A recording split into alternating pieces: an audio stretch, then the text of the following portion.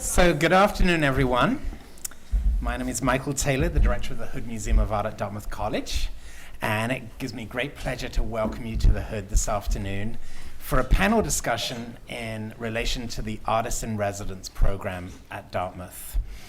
And Jerry Alton, my great friend and collaborator on this exhibition project, we sat down and we thought about who are the kind of artists we want to bring back for a discussion, and we imagined a panel discussion over the 3 terms of the show.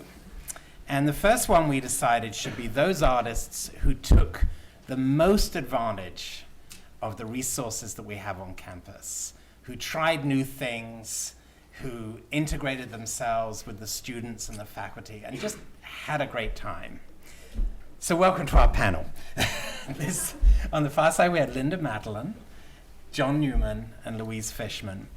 And what I've asked them to do is to talk for 10 minutes about their artistic practice, about their work, and what happened to them when they were at Dartmouth. What did they do that was new? Who were the people that they met, and what were the experiences they had?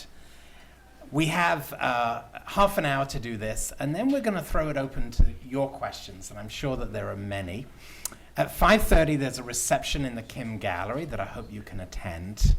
But for now, I think I'm going to turn it over to Louise while people are taking their seats. And begin with you, and can you talk to us about your experiences at Dartmouth?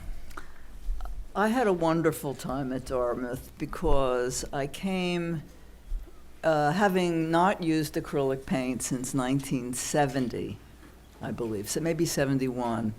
And I decided this was an opportunity to completely experiment with this material. And I also, thought about the fact that acrylic is a paint that dries, and I could easily, transport the paintings back to New York, which wasn't a small issue for me.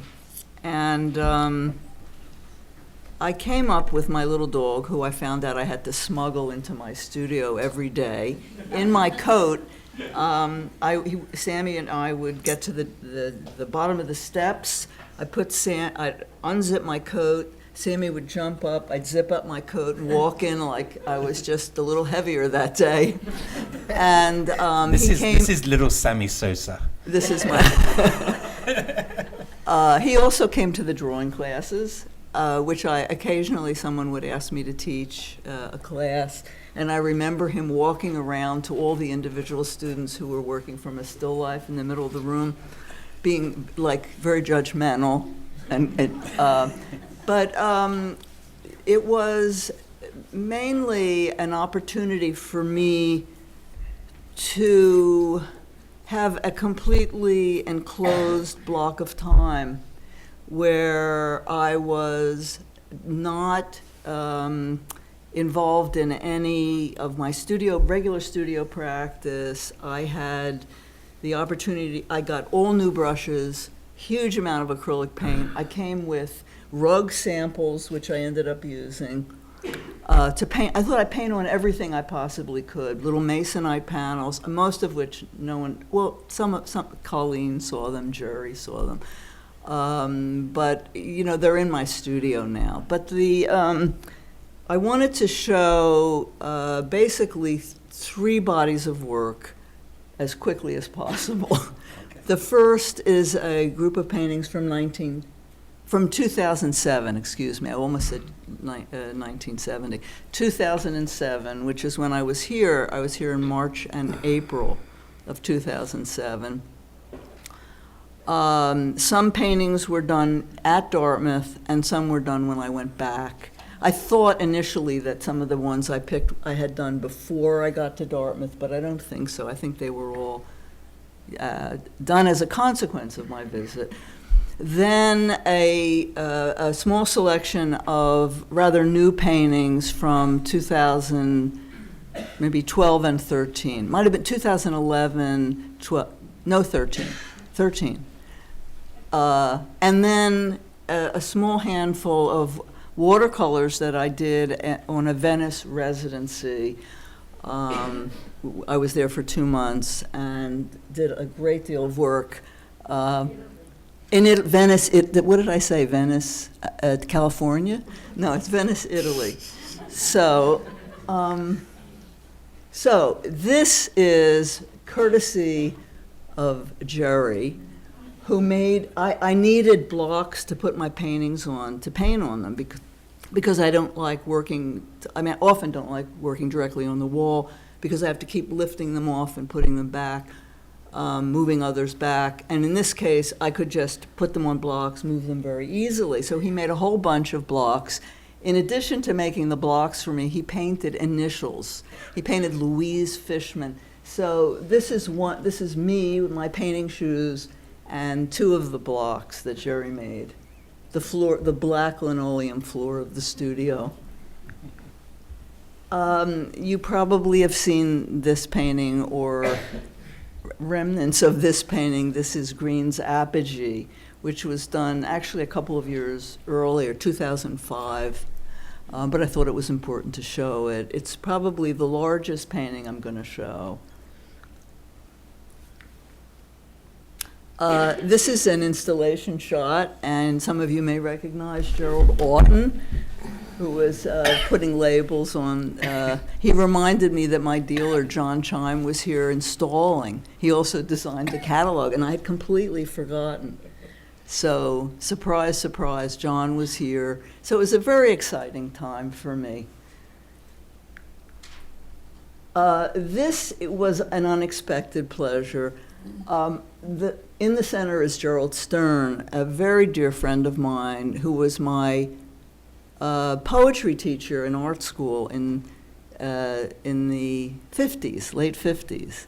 And we have remained friends ever since. He happens to be one of America's greatest poets. And he was here courtesy of the English department, and I think maybe Jewish Studies department. And suddenly, Jerry Oughton, Susanna Heschel, and whoever was involved in the English department thought, well, this is a great opportunity to put these two people together. Colleen became the moderator for it, and we had a blast.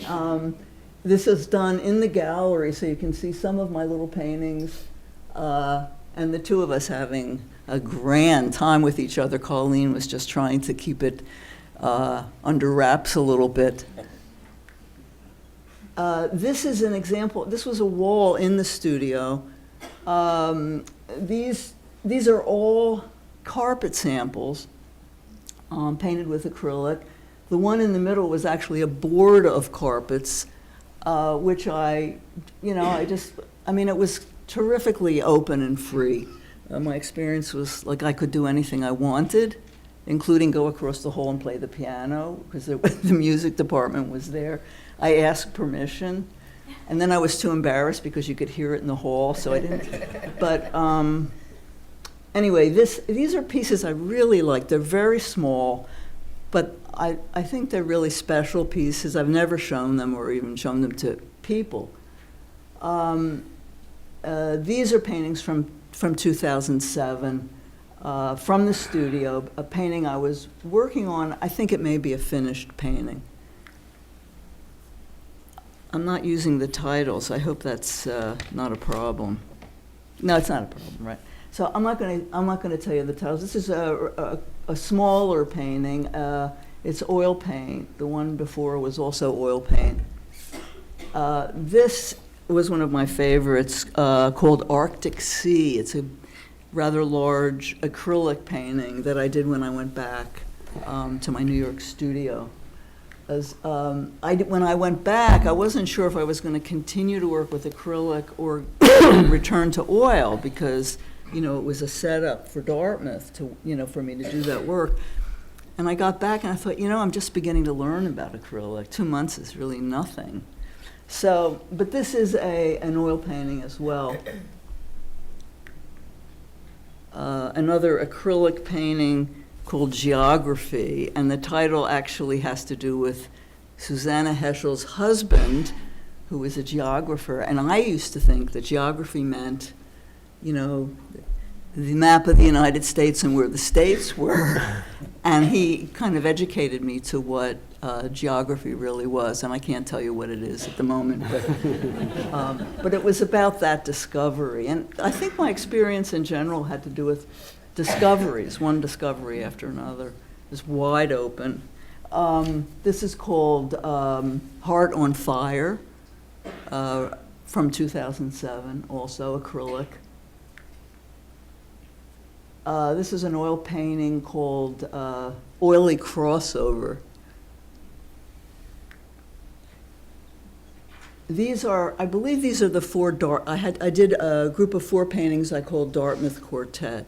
So obviously they were done at Dartmouth. And they are roughly the same size.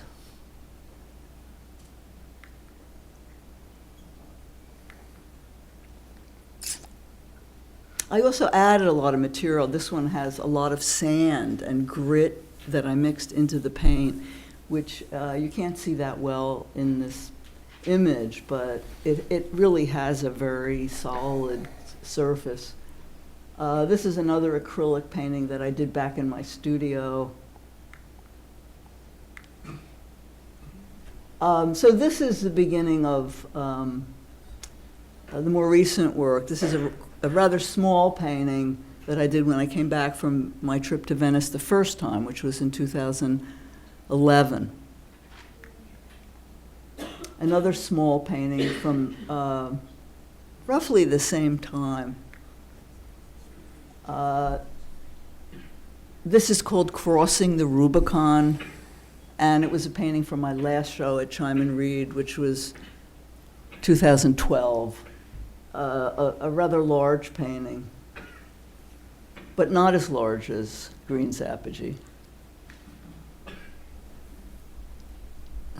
This painting is called Skane. It refers to a beach in Denmark, which everyone pronounces Skagen, but is, you know, my Danish spouse, of course, educated me to the pronunciation, and it had a big impact on me going to Denmark in June, because this beach is the place where 2 oceans come together, and the 2 waves cross as you're standing on the beach, and it is a very, very profound place to be, and it had a big impact.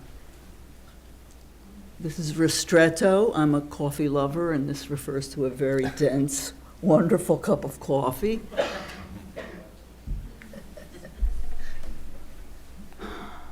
And 9/11 Redux, painting that was finished on 9/11 in 2013. Kind of a very important painting for me. And then the next pieces are watercolors that I did when I was, in Venice.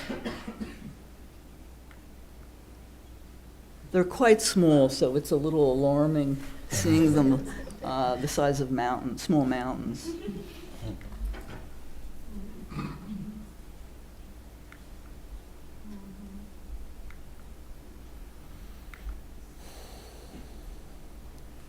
Done.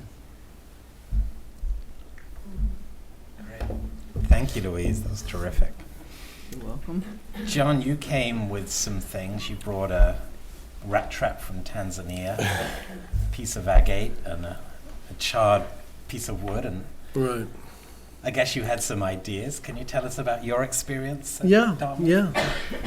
I mean, firstly, I want to thank you and everybody at the Hood. It was a great experience for me, and to thank Jerry Orton, amazing energy, God, and a special thank you to Brenda Guerin, who I've known, I think, 30 years or something. Incredible. And when she first invited me, I had this fantasy that, because I've been to many universities and done residencies, et cetera, that, I'll use the print shop, and I'll have all these students who could work for me, and I'll do these projects where we could all be sanding and getting a lot of things done that I didn't want to do myself. And this is my constant tease to Dartmouth, and I've said this a million times, but I thought it was so funny. So when I got here, and I remember, I can't remember if I was called Brenda or somebody, when I said, I'm really looking forward to having all these students that I'll interact with, and who could work for me as assistants, and they said, "Oh no, oh no, a Dartmouth student is very overscheduled," which I just thought was hilarious. So I thought, well, what am I going to do here? So actually, what happened was I had a fairly difficult time in my personal life right before I got here. So rather than thinking about all these grandiose projects or possibilities that I could do, I just decided the day before I arrived that I would just pack up everything that I was working on in my studio in a couple of boxes, and then pack up a couple of tools that I had, and whatever I worked on Wednesday night, I would just start again Thursday when I arrived. And that's pretty much what I had. And as Michael said, I had, and it's in the piece up at the museum, so I had these 2 rat traps from Tanzania that I found in Africa in 1992 or something. And I had a piece of stone, and I had this other strange piece of wood, and I thought I would move them around and figure out something, maybe. The thing that was extraordinary for me here really was that, and I actually did get to meet students and talk to them, and that was fine. And actually, one of my studio assistants in New York now is Boji Bogdanovich, who was one of the interns who was at school when I was here, so that was fun. But suffice it to say, I was working quite alone, and several of the faculty said to me when I was asking about these overscheduled Dartmouth students, no, the reason why you're here is to be left alone and to be in this kind of isolated bubble. And that studio is a kind of fantastic isolated bubble in some ways. And one of the things that I really appreciated, and I was really grateful for, was that there was this beautiful balance between people being appropriately solicitous and really leaving me alone. And it worked very well for me. I was I spent a lot of time working in the studio, and I was very fortunate. Carolina Kaviaka, the architecture professor, I was having a conversation with, and I was telling her that I was interested in 3D modeling and things like this. And she said, "Oh, we have some equipment and maybe you could use it." And I sort of took a look at it, and then happily she introduced me to this man named Kevin, who I can't remember his name, but he was somehow the head of the Thayer Engineering School, or the lab at the school. And he introduced me to this young man who was I think a recent graduate of Dartmouth named Max Fagan, who promptly told me that he was an astrophysicist, and he had very little to do with the arts. And he and I tried to cook up some way to work with these extraordinary machines. And one of the things that he did was, I had built something, and we figured out a way to have the computer scan the empty space between objects, and for the computer to extrapolate these complex curved network-like surfaces that could connect the objects. And then we printed them out on the stereolithography machine. And then I had this idea about wanting them to be more like some kind of light-like lens. And this guy was just incredible. He was kind of a crazy genius, I thought. But I had this idea about something, and he said, "Oh, well, why don't we vacuum form it out of plexiglass?" And which we did, and that's actually in the piece that's in the exhibition now. Blue Light Holds the Distance. And I also worked with the jewelry department. I think Brenda introduced me to Jenny Swanson and tried to get me to work with the ceramics, which I really wanted to do. Somehow never had time. I know Linda did, and I'm sad that I didn't get to do that.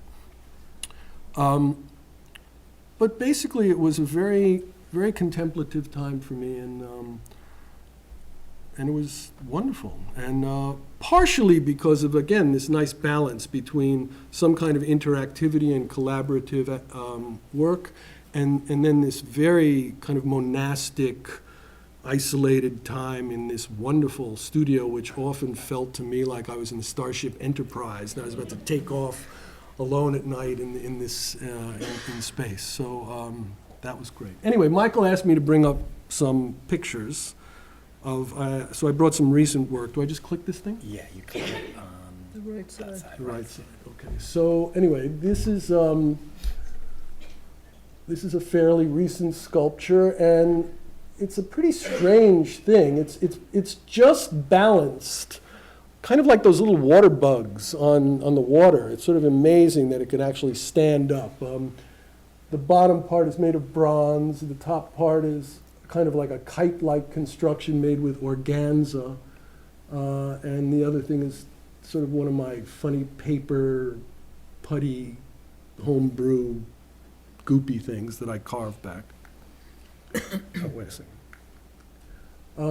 This is another piece, fairly recent. It's called Ask the Fact for the Form, which is a quote I actually found from Thoreau. And I was interested in the idea, the aluminum stripping around the sides is actually a found object. It's an industrial mistake. And this thing came to me by accident, and it basically generated the form. And the form it's actually what's called a Klein bottle, which is a three-dimensional form of a Mobius strip where the inside continues to the outside in an infinite surface. This is a tiny little piece. All the pieces are quite small. I mean, everything I do is a little bit bigger than a beer bottle and a little bit smaller than a 2-year-old. And this piece is like a box of cereal, I suppose, and it's blown glass with leather and funny little studs on it, and that's tulle from a ballerina's dress. Sort of my little nod to Degas, I suppose. This is called Primary's retort. A retort is actually a kind of vessel that's used, the alchemists used it, but also it's used in science, and it's a pun because a retort is an answer. This is another fairly new piece. This is called Light and Lace Maker. This also was made, the bottom part, the silver part, was made indirectly by a computer through a program. I do use computers a lot, but for me, a computer is no different than one of the tools in the toolbox. I like to say that my work is, the project that I'm involved in is trying to expand and extend the sculpture's vocabulary. And traditionally, sculpture has always been very singular, either in its material or its image or its process. I'm a welder, I'm a carver, I use marble, I use bronze. So I had another idea about materials, that materials themselves could be a kind of alphabet or a kind of vocabulary, and that by putting disparate materials and disparate processes together, possibly I could create a kind of metaphor-like situation where some third meaning could rise up from those kinds of collisions. And this piece is about, 3 feet high, and the top of it is cast lucite. The sort of linear element is bronze. It's very difficult to see, but there's antique lace sewn into the negative areas of the bronze. Something I had found in Canada, and I often work with a couturier, and she sews these things for me. And the bottom part is made of wood. As I say, it was initially generated from a computer, kind of based on an ancient Hawaiian gourd. I'm very interested in ethnographic art. As a matter of fact, I like to sort of think like my work is somehow some kind of crazy connection between oceanic art and quantum physics. This is another piece, fairly recent, which came after the piece I did at Dartmouth. This is another Ask for the Fact for the Form. The reason why I like this title, I've done a number of them that I call Ask the Fact for the Form, is when this first happened to me, I was quite insulted. Now I take it as quite a compliment. People say to me, God, I've never quite seen anything like this before. I don't know how to look at it. What is it? As if there has to be a fact that names it, when in fact, the way the work gets generated is often by an accident. And then the accident goes through a series of systems that allow it to take form. And the one thing I suppose that I connected, so for example, the aluminum ribbing on both sides were something that I had found, and those generated the apertures of this kind of double trumpet-like form. And if you can see in the very inside, embedded in the middle, is another one of these green, this is green this time as opposed to blue, a green plastic lens of generating a light. This was the installation shot of the show at the Jaffe Friedi Gallery, which, was a really wonderful, again, kind of accident for me, in that when Jerry sent me the floor plan, it was like a long, skinny gallery. And I was trying to figure out what to do with it. And I had this terrible problem with, I really think I'm a painter, you see. And so I really want the pieces to be, in a sense, autonomous and singular.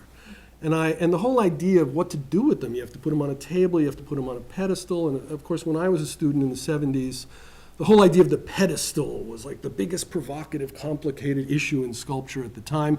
And as graduate students, we weren't allowed to put sculpture on a pedestal. A pedestal was sinful, it was heretical, it was privileged, it was illusionistic.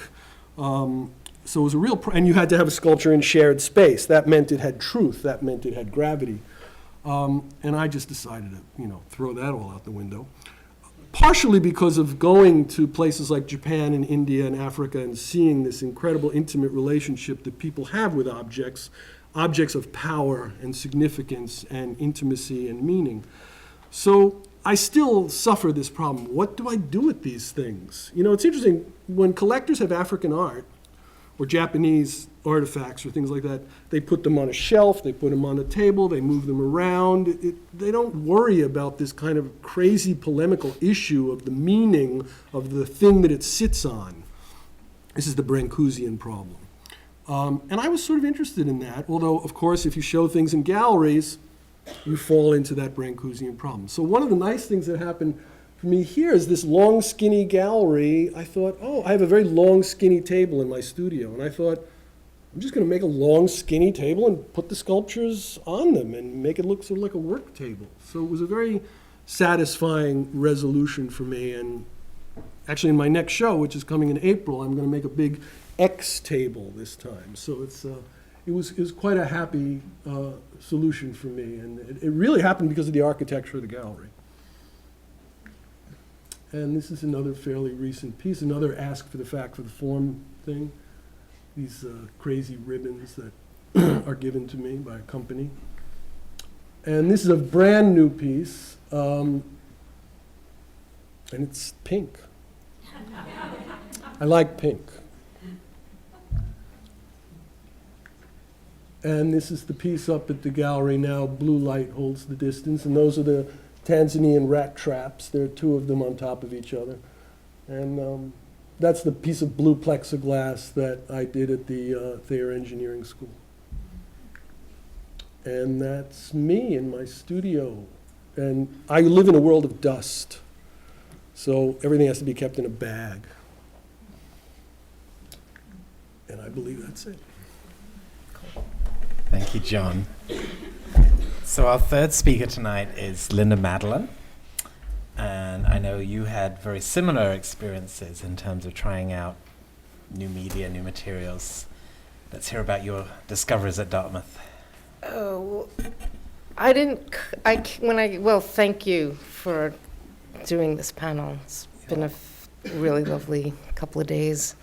And when I came to Dartmouth, I actually didn't have a big intention of trying lots of different new things.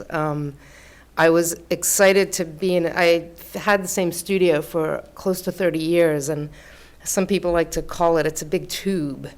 And it's long, it's kind of narrow and very long, and I was excited when I got the floor plans. I was also the first artist in the new building. So there was a lot of excitement about that. And so I got very excited about it. And when I got the floor plan, it was like this big square.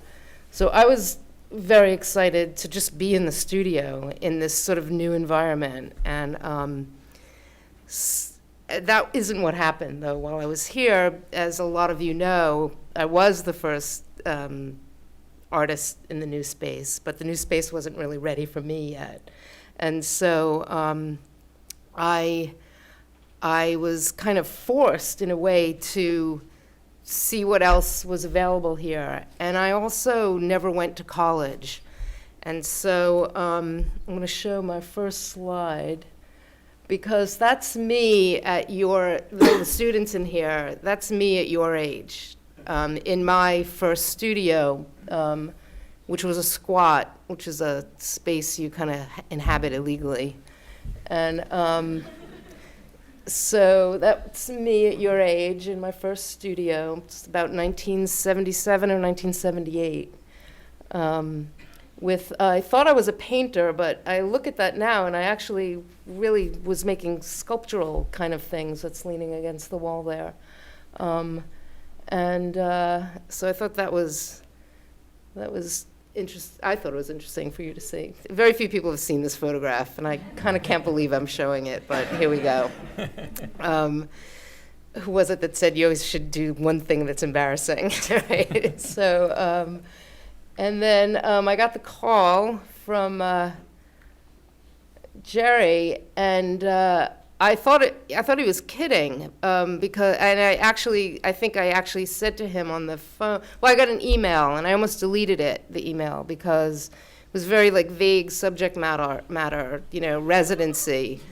And if, as an artist, you get lots of things in your inbox that sort of say stuff like that, and they're just, trash. And I almost deleted it.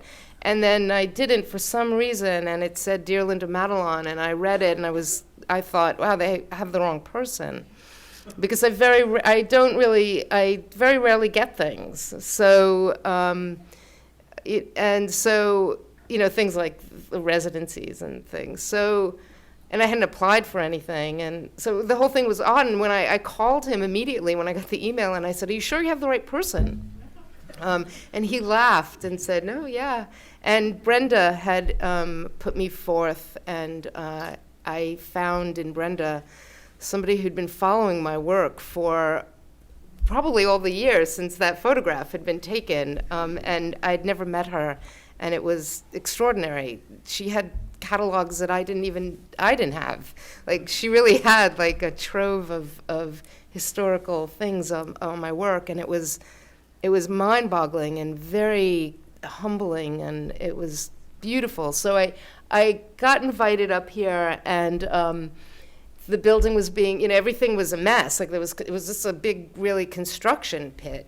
And Jerry's walking around, and he's like, this is going to be this, and this, and here's your studio. And that's what he showed. And that was that was it. And I couldn't work it out. I was like, huh. No surprise. And he was so excited about it, and I was, okay. And he's like, the top floor, that's all yours. And, I have a little bit of vertigo, and I got scared immediately, and I just thought, okay, here we go. And so I snapped pictures, which I often do. I often just snap pictures to remind myself of things. And so this was the beginning. And this was so we planned the exhibition to happen while I was here. And I'm going to give you a little bit of a walk around. Jerry said you could do whatever you want. And lots of my friends were having mid-career retrospectives. And I thought, oh, I'm just going to have a mid-career retrospective too. Right? Why not? Why not? So I then went and did a survey show of, and basically this was all the things that I'd held on to.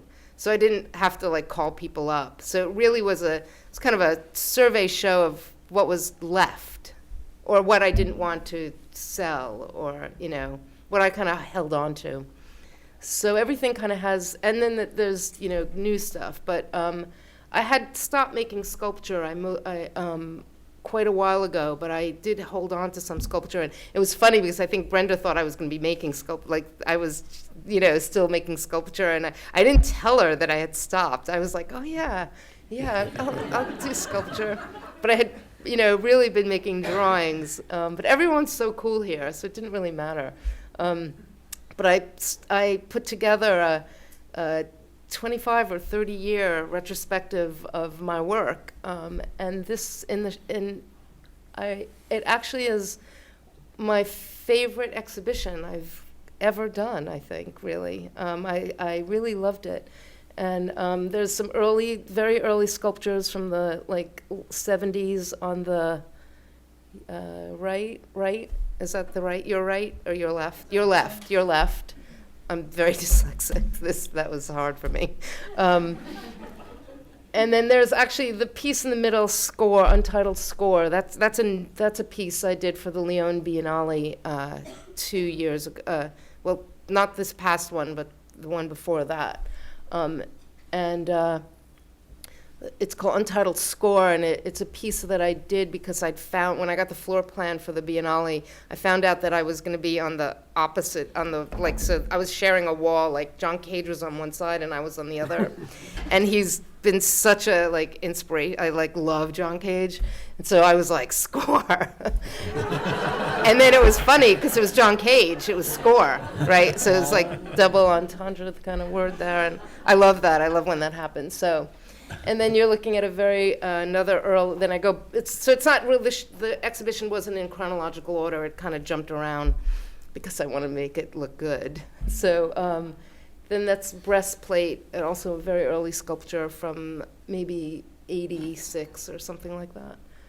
And then I actually love sculpture on a plinth pedestal. I don't. Maybe because I didn't go to college, I didn't know that there was a problem with Brancusi, but I love a pedestal. Sometimes I think I was making sculpture because I just wanted to put something on the pedestal. So that's called shrew sculpture. It's just this sort of piece of wire, and I basically have 4 materials that I work with, and even when I was making sculpture, it was always wax, wire, and gauze. And my drawings are always graphite and wax on paper. So sort of everything kind of becomes everything. And then this was a wall of drawings that spanned from that early, let's see, on the bottom row, the third one in from the left is a drawing from 1977. And then the drawing up on the top right would be from 2012, 2010.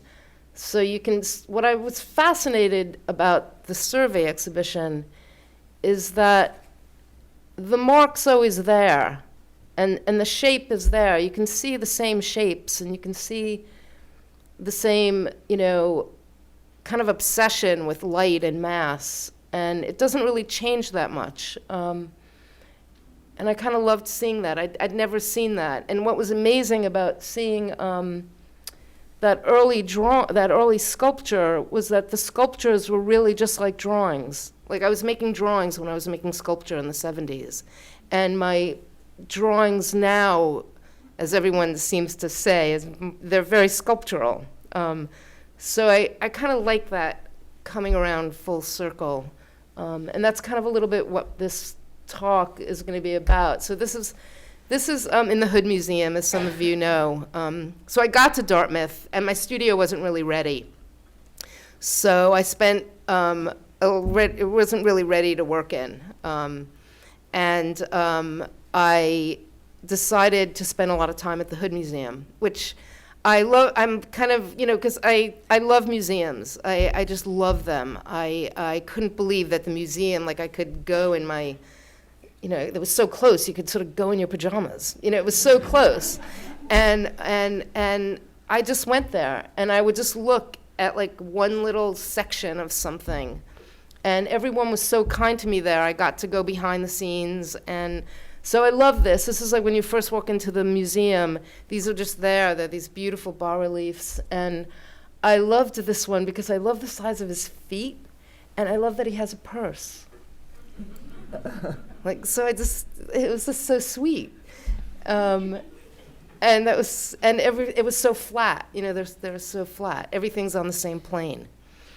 And I just kind of became obsessed with just looking at things. This was in the back rooms. People just brought things out for me to look at. It was fantastic. And I looked at this pot a lot, and I loved it. And so I thought I'd show it to you. And so I started then seeing what other resources were here. And I found the ceramic studio. Oh, first I took some trips, and Jerry and I found out we had a big, big love of Louis Kahn. And there's the Louis Kahn Exeter Library.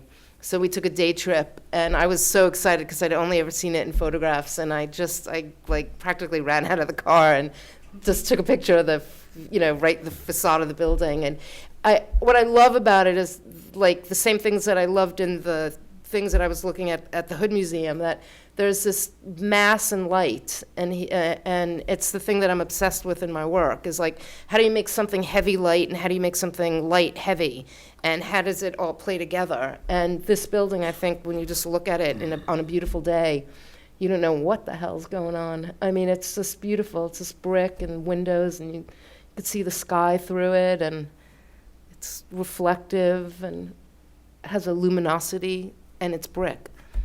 So I thought that was amazing.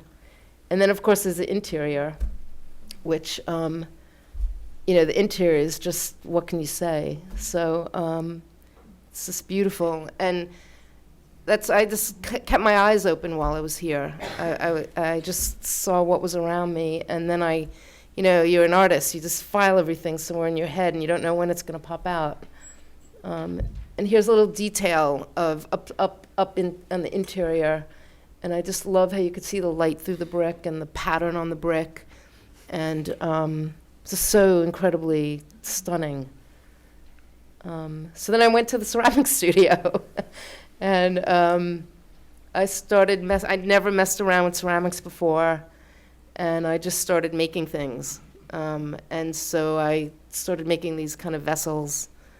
And I made a lot of them. These are the only two that survived. You have to edit. So everyone was patient because I really used a lot of clay, and this was kind of what came out of it. And even though the studio became ready, Jerry and I went to Home Depot, I think, and got some lights, and we strung the lights up in the studio so I could have light at night. And I started drawing because as an artist, even though things aren't working out, you just still have to do what you do. And I draw, and so this is a drawing I made here. It's about 20. It's about Theo, help me. 20 by 30. I thought it was bigger, but okay. Let's see.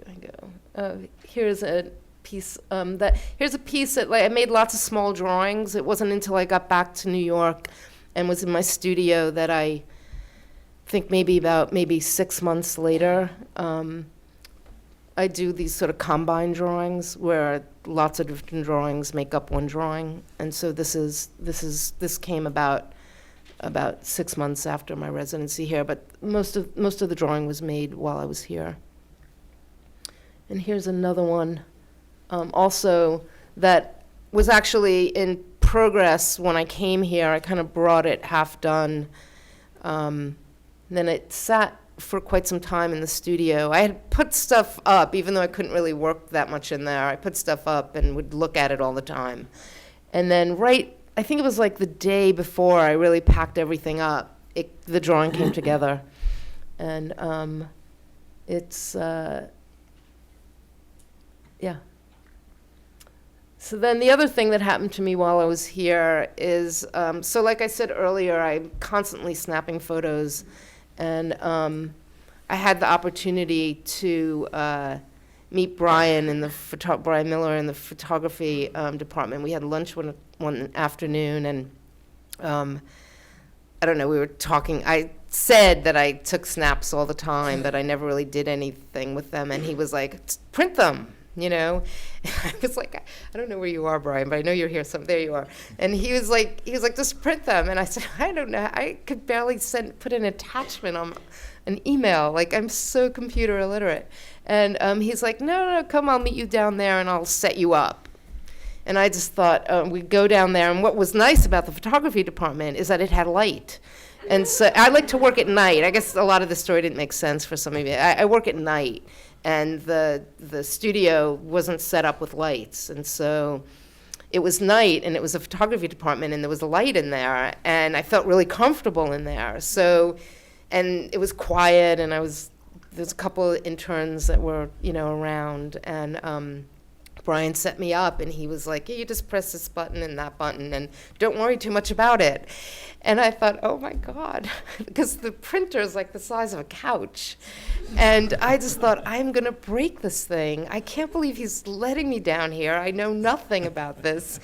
But the interns were around, and Malia was around, and she, like young people are, they're just like, oh, let's just open it up, and, we'll figure it out. And so everyone was really great, and I wound up printing some photographs. I'd never, ever printed any of my photographs. I'd never seen any of them in any kind of way other than like on my phone or on the computer. And we started printing them, and I really liked it. And I just thought, wow, this is so crazy, because I was always one of those, I don't like photography, I don't understand photography, I don't understand it as an art form, and I have friends that are very successful photographers. This was always like this sort of dilemma for me, I guess it was sort of my pedestal in a way, it was like my, like, how do you get over the pedestal? How do you get over the photography? But I coincidentally subbed a class for a friend of mine who teaches at Bennington while I was up here. And the class was Drawing's Relationship to Photography. And I started looking at the photographs in relationship to my photographs. And here we have a good example of that. And there's a drawing on the left, right, on the left, and a photograph on the right.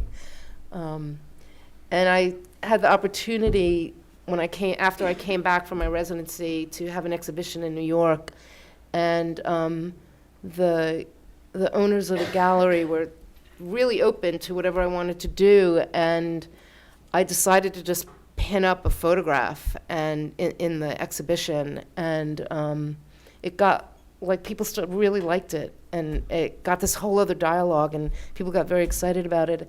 And now that photograph actually is hanging in a museum exhibition in Sydney that's going to open like in a couple of days, hanging with Agnes Martin drawings. Really? So I thought that was kind of awesome, and like it was like a perfect. I don't think if I was in New York I would have ever printed those photographs. It was kind of, I was here, and there was sort of a perfect storm of events that happened. And now I print photographs. And this was the cover of the catalog that they made for my exhibition here at Dartmouth. And I just thought it'd be interesting for some of the students to see sort of a trajectory.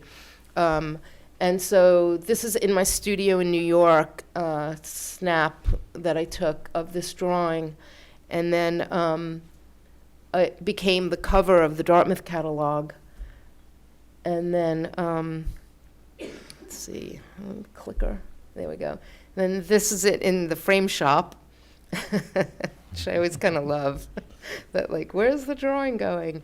And this is it hanging in an exhibition that opened over Thanksgiving in Berlin at the Deutsche Bank Kunsthalle. And there it is hanging kind of with some other drawings of mine and some Eva Hess drawings, which was quite nice to see. Here's another shot of that. And this is the drawing that the Hood has up in the exhibition and was in the survey exhibition. And this is it in my studio before it came to the exhibition. And it was a really last minute. It was the 2012 drawing for the survey, so it was the last work. It was the newest work, and I almost wasn't going to bring it, and then in the last minute I decided to bring it and see how it fit in the exhibition. And Michael Taylor and I had just an afternoon where we just like talked about the drawing, and he had to have it for the Hood. And this is kind of me and Michael and the drawing. My bald head. With that Jerry took this photograph. I don't think either Michael or I would have posed in this way for the photograph. No, that was an But intense discussion. It was great. Yeah, it was great. We had a really fantastic, and then he had to have the drawing, and there it is now. So that's, you never know what's going to happen. You just have to keep your eyes open and your heart open, and I feel very fortunate to be here, and thank you.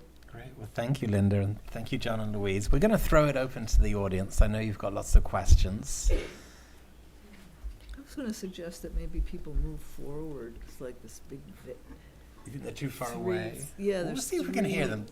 I think there was a question over here. I was wondering what it's like to go from living in the professional art world, where you've seen professional artists and their work, to coming here where it's all student artwork, where we're all pretty much beginners.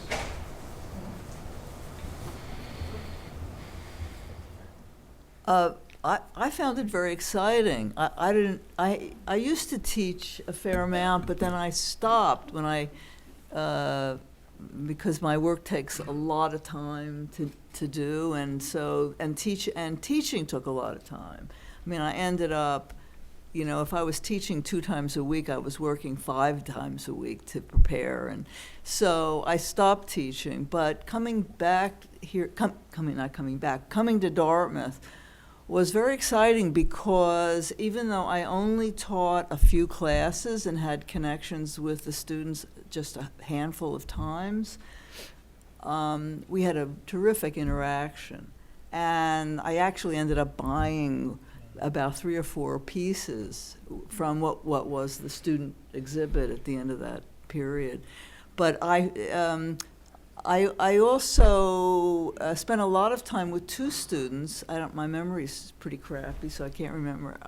Colleen knows the names. But, and we had a long relationship, actually. One woman who continued to correspond with me when she was going to Nepal to, start this art studio there. But I find it very exciting to be around students, young people. I mean, not students, but young people who are just thinking about making art, sometimes just for the first time in their lives thinking about making art. That was, I found very exciting. I agree. I loved it. I loved, there was some great conversations that happened. I think I made it a point of whenever I met with students, we met in the gallery so that we could have a discussion about the work and what it was that they were, it was amazing because it's like young people think, they have an openness to their thinking that's so refreshing. And I don't really spend that much. I don't teach. I've never taught, on a regular basis, and I don't have a lot of opportunities to talk with younger students, except my niece, who's a last year SVA student. But her and her friends, I've just recently, been hanging with. But I found it refreshing, and I loved it. So I don't know if that answers your question. All right, should we take another question? Yeah, take a There's students another all one the time. at the back there, Louise. I want to ask a practical question. It's kind of the reverse of what that last question was. After being in what John called this bubble here, then you go back to your studios and your life. We've been having a lot of discussions in my drawing class about time management. How, when you go back to here, you could do whatever you wanted. You could work all day in your studio. How, when you go back to your studios, do you manage to find time to work in the flow of life and obligations, and how do you make it possible to work? I think it's good for everybody to hear how you make a life of art with everything else that life involves. Well, I guess that is the reverse in that, I spend a lot of time with students and I do a lot of teaching. I like to teach. It seems an important part of keeping a dialogue fresh on both sides of the conversation. And I would say, on the other hand, at least for me, pretty much all I do is work. So, I mean, I'm looking for things to do other than work. So I don't have a problem working. And that's pretty much all I do. Other than, it's one reason why I did want to teach. Maybe your niece is in my class. I teach fourth year SVA. And one of the reasons why I enjoy teaching, aside from the fact that I do like the conversation, is it gets me out of the studio. I have always had a very rigorous studio practice. I mean, it's not really, so I don't know how to answer that question. It's like, you have to make it the priority. I mean, even when other things happen in life, you find that time. And, I mean, as I've gotten older and I think I don't know about Louise, but when I was younger, I gave up a lot. You know, I gave up relationships, and I gave up, money. I gave up lots of things because I had this, I'm an artist, and I was in the studio. And as I got I get older, and I've want different things because I think you're older and you can time manage better. But I still find that time in the studio, you make it. And in fact, I'm with someone who, if I'm not in the studio, like she can tell when I'm like, she's like, you need to go to the studio. Because just become like not nice to be around. Ditto. I'm just not a nice person to be around. So. Louise is saying ditto to that. Yeah. I find, I don't know how much time we have, but being in the studio has always been difficult for me, even though I've spent most of my life in the studio. And I will try to avoid, if I can, getting over there. But it's where my life takes place. And so coming back from Dartmouth, it was rather exciting to try to transpose what had happened there with the work I was about to do. Like, was I going to continue working with this material, which I had selected for Dartmouth? And instead, I did both. I found that I have a setup for acrylic and a setup for oil, and I began working with odd materials, not carpet anymore, but other things, found things, which I had done earlier in my life. So it wasn't difficult to make the adjustment. I mean, I think I missed Dartmouth because it was so orderly, such an orderly place for me. And it provided that, like you get up and then you go to the studio, because I had to smuggle my dog into the studio, but so that added an extra special something. But and I spent a lot of time. Jerry and I went to Exeter with a friend, and we should compare photographs of Exeter and Jerry. In fact, we went to the beach. I didn't get taken to the beach. This was special, and we had beers and hamburgers. I mean, we had beers. Beers. Anyway, so. Great. We have time for one more question. Matt, you want to answer? How do you decide that a residency program is worth going to, or obviously you're spending a lot of time making art and getting ready for shows and all of that. So kind of what from start to the residency program or other programs where you're like, yes, this is actually going to do this. Well, I found it scary and exciting. To leave New York, to get in my car and pack up all this stuff and head north, and I didn't know where I was going. I mean, I've never been to. Have I been? I did actually camp in the mountains in New Hampshire once. There are mountains in New Hampshire, right? White mountains. The big ones. The big ones. But I was kind of scared. I mean, I think. I don't know, I can't speak for everybody, but I think there's a lot of fear involved in like putting yourself out in that way. It's a very private thing that we do in the studio, and our lives are very sheltered in some ways. So, I mean, I don't want to take up any more time, but. Well, I've done a lot of them, different kinds of residencies all over the world, actually. And I think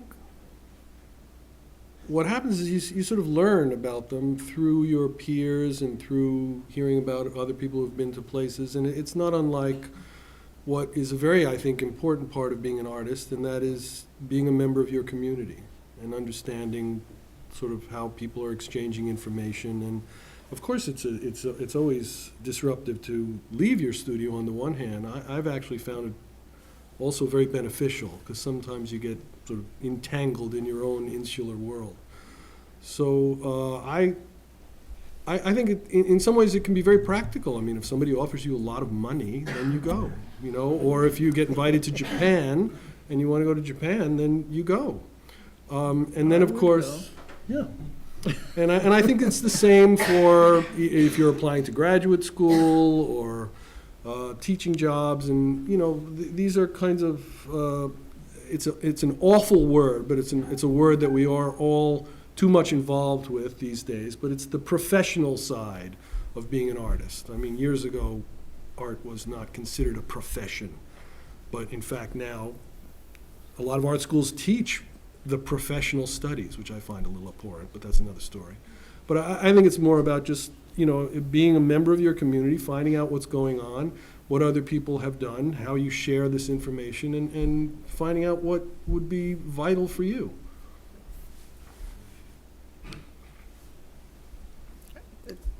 Yeah.